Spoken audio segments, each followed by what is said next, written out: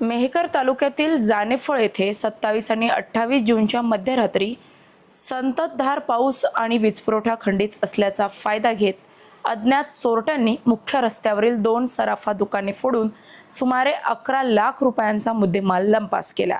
या घटनेमुळे परिसरातील सराफा व्यावसायिकांमध्ये घबराटीचे वातावरण निर्माण झाले आहे। मिळालेल्या माहितीनुसार दीपक अग्रवाल यांच्या साईराम ज्वेलर्समधून सुमारे 7 लाख रुपयांचे सोन्या चांदीचे दागिने व रोख रक्कम, तर वैभव हिम्मतराव आवळे यांच्या माऊली ज्वेलर्समधून अंदाजे 4 लाख रुपयांचे दागिने चोरीस गेले।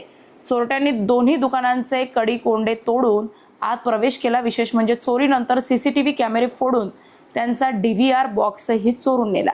त्यामुळे तपासात अडचणी निर्माण होण्याची शक्यता आहे। दरम्यान जानेफळ पोलीस ठाण्याचे तत्कालीन ठाणेदार अजिनाथ मोरे यांच्या बदलीनंतर या नवीन ठाणेदार शरद माळी यांनी पदभार स्वीकारण्यापासूनच पूर्वीच ही धाडसी चोरी घडल्याने पोलिसांसमोर आरोपींना जेरबंद करण्याचे मोठे आवाहन उभे राहिले आहे। घटनेची माहिती मिळताच पोलीस अधीक्षकांच्या मार्गदर्शनाखाली DYSP संतोष खाडे, स्थानिक गुन्हे शाखेचे 2 पथके आणि फॉरेन्सिक पथकाने घटनास्थळी भेट घेऊन पंचनामा दिला।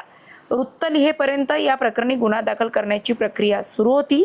यापूर्वीही परिसरात अशा चोऱ्या झाल्याने नागरिकांनी पोलिसांनी चोरट्यांचा तातडीने शोध घ्यावा अशी मागणी केली आहे।